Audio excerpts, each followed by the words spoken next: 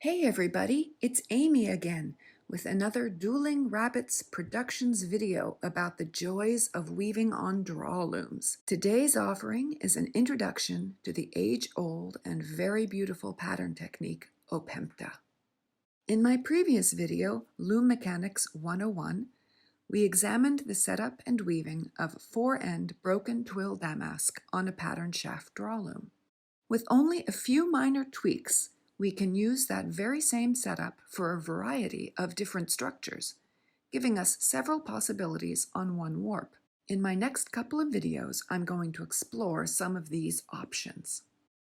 First up, Opemta, a technique where the pattern is constructed very differently from Damask.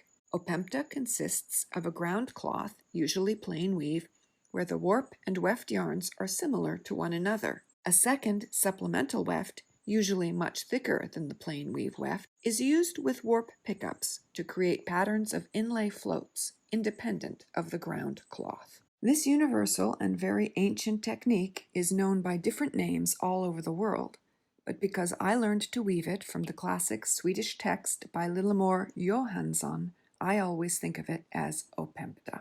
Let's look at some examples to see how it differs from the damask typically woven on a drawloom. Here's a figure woven in 4-shaft broken twill damask. The motif is a well-known pattern taken directly from Johansson. You can see the distinctive chain-like structure of the warp emphasis twill blocks against the purple weft emphasis ground. This is a true unit weave. Every unit contains 4 warp threads and 4 weft threads interlacing in identical ways. No float is more than 3 threads long or repeated 2 picks in a row. Now here's the same figure woven in Opemta. It is a very different animal indeed. The first thing you are likely to notice is the ground. Rather than twill, it's plain weave. The second thing is the floats. The pattern is constructed very simply with horizontal weft floats that surf above or dive below all the ends of selected units. Like many weaves using supplemental weft, the pattern thread is thicker than the warp and weft. In this case, the ground cloth is 16-2 cotton and 16-1 linen, and the pattern thread is 16-2 linen. Patterns tend to be geometric and are often symmetrical around a central turning point. If the floats are not too long, either face can serve as the back or front of the cloth. Where the textile is not reversible, it can be a good idea to line the wrong sides to keep the pattern threads from snagging. We'll consider a few such design details a bit later on. For now, let's take a look at the mechanics behind Opemta. Pickup can be woven using a variety of techniques. Pickup sticks or half-heddles with weaving swords are the most common. But a shaft drawloom with a point threading is also an ideal way to weave Opemta. Since that's what I've got, that's what I'm using. Let's review the setup. At the front of the loom, I've got my 4 ground shafts with their long eye heddles, threaded with a straight threading. Each 4-thread unit travels back to a leash made up of 4 pattern heddles weighted independently from the rest. The leashes are arranged on 10 pattern shafts in a point formation. For more info on this setup, please see my previous video. The only functional difference between my Opemta setup and the one I used for my twill damask is the tie-up. For Opemta, the only tie-ups we need are for the plain weave ground cloth. I've got all 4 shafts tied to 2 treadles like this. Now, since this is in every other way identical to the setup required for 4-shaft twill damask, you could have both sets of tie-ups on the lambs at once. The damask tie-up, say, in towards the center of the loom, and the plain weave tie-up off to the side. For simplicity's sake, and because I like to treadle as close to the center of the loom as possible, I just have my 2 treadles tied up, as you see here. Now remember how in my previous video I demonstrated that the ground shafts of a drawloom work with a rising shed? You may be wondering what happens to the warp threads on sinking shafts that, every time I press a treadle, have nowhere to go but down. Why aren't all these threads pulled below the floor of the shed, causing all sorts of problems for my carefully balanced arrangement? The answer lies in the action of the long eye heddles. Imagine that we are standing at the front of the loom, looking towards the back at eye level with the ground shafts. Here's a long eye heddle suspended between two of the bars. I've marked the bottom and top of the eyes. Our shed is restricted to this area. This red circle is the cross-section of a warp thread. You can see how, at rest, it is lying at the bottom of the heddle eye. When I press on the treadle that lifts this shaft, it behaves just as you would expect. The thread is carried to the top of the shed as the heddle is raised. But what happens when the shaft is pulled down by a treadle? Well, the heddle eye moves down past the thread, leaving it in place at the bottom of the shed, but forcing it to go no further. As long as the shaft doesn't get pulled down too far, the thread remains just where it needs to be, at the bottom of the shed. A good way to make sure that the heddles don't get pulled down too far is to rig the setup so that the lower shaft bar just kisses the frame of the loom when the treadle hits the floor. Let's see the plain weave shed in action when none of the pattern shafts is raised. Here is the first 4-thread unit threaded over the ground shafts. Shaft 1 is towards the back of the loom to our right. I've marked the bottoms of the heddle eyes with black yarn and the tops with orange yarn. With the shafts in their neutral position, all the threads are resting nicely at the bottoms of their heddle eyes.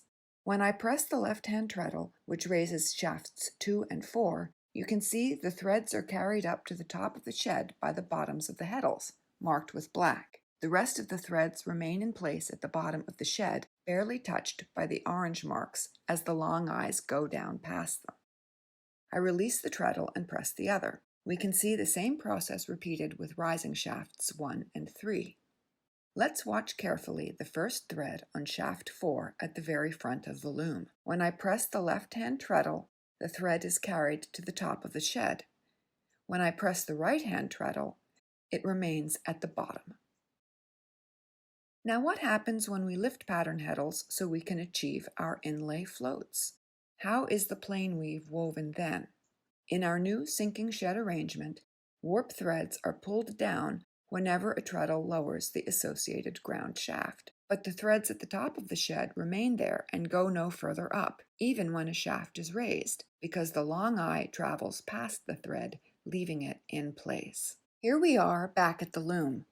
I use a pull handle to raise the unit closest to the camera. Now as I treadle, you can see the orange and black marks moving past one another as the sinking shed does its thing.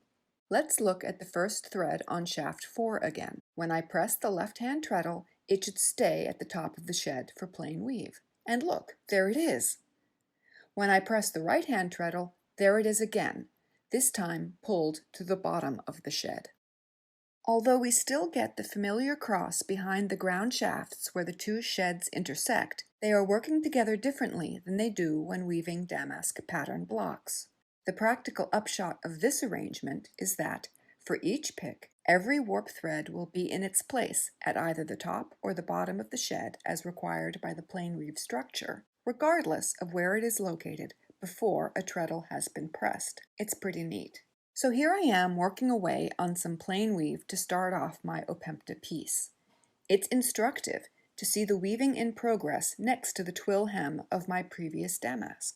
I have not changed the set from one structure to the next, and I am using the same tabby weft as warp, so my plain weave is fairly dense. I would have to re-slay the reed a little wider if I wanted a perfectly balanced weave. But as long as I put some oomph behind my beat, I think my cloth is okay, and since Opemta is not a unit weave, I can easily adjust my number of pattern picks to ensure a square design if I choose. So let's get to it. My warp and tabby weft are 8-2 cotton. My pattern weft is tuna wool. For this demo, I am using a simple pattern of monochrome stars and columns. Here's the first repeat, almost finished. This is the side that faces up when I am weaving. With my chosen set and weft yarns, I've had to do a bit of experimentation to make the pattern weave up pleasingly square. Because the inlay is completely independent of the ground structure, I can use however many pattern picks I choose for the proportions I desire. In this case, I decided 2 picks of wool gave me the effect I wanted. Every row of my pattern, therefore, consists of just 2 pattern floats with tabby picks in between. For a different yarn, I would adjust that number as needed. For the stacked columns, I just kept going until I liked the way it looked. So let's finish off this repeat and start a new one. First, I lift the leashes as required for my pattern. In this case, the last row of the columns. Shafts 2, 3, 5, 6, 8, and 9. Where these units are lifted, we will get yellow tabby on the surface of the cloth because the pattern weft will travel underneath them. On the opposite side of the cloth, the right side, we will see wool floats. This is all I need to do to make the pattern shed. I won't press any treadles before sending my pick through. And there it goes. I take care not to pull the yarn too tightly because that can cause undesirable draw-in and distortion. I watch the edges carefully and squish the beater gently. Then I step on my first tabby treadle before sending my ground weft through. That pick, I give 2 really hearty thwacks with the beater. To finish my pattern row, I send the wool weft carefully through the same pattern shed. Remember, 2 pattern picks per row. Press my other tabby treadle to change the shed and send the ground weft through again, beating energetically afterwards. That's it. It's pretty simple. Now it's time to start the star pattern. I consult my lift plan and change the pulls. I send my pattern weft through the shed and gently press it into place.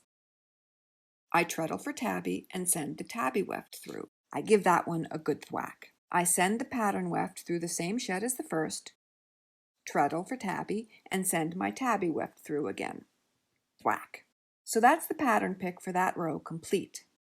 Now I have to change my pulls. I send my pattern weft through the new shed and press it into place. Treadle for tabby, send the tabby weft through. Thwack. Send the pattern weft through the same shed as the first, gently squish, treadle for tabby, and throw the tabby through. Honestly, the weirdest thing about weaving Opemta is the fact that no treadle is pressed during the pattern picks. It can seem a little strange at first, kind of like driving an automatic car if one is used to a manual transmission. But once the newness wears off, it's amazing how quickly the weaving goes. A couple of things to think about. It really is important not to pull the pattern picks too tightly. Let's look at the edges of the piece for a moment. It's pretty typical to leave a few plain weave units on either side of the pattern, like this. The pattern weft turns around raised units, and if there isn't enough play in the system, it can wreak havoc with the selvages. Since Opemta is woven wrong side up, the pattern weft turns will not be visible on the right side of the piece. If you choose to use this face as the right side, it can look better to hem the selvages or line the piece to conceal the edges. Now, since this is an introductory demo, I'm not going to do anything wild with this sample. But I think Opemta lends itself to improvisation at the loom, and it's fun to experiment with motifs of different sizes and patterns of varying degrees of complexity. If I had more than one color of tuna wool at my disposal, I would probably be tempted to break up the rows with a variety of inlays, using butterflies or bobbins, or some other discontinuous weft technique to weave my 3 stars in different colors. One of the great joys of Opemta, or any Drawloom weaving for that matter, is that the possibilities really are endless.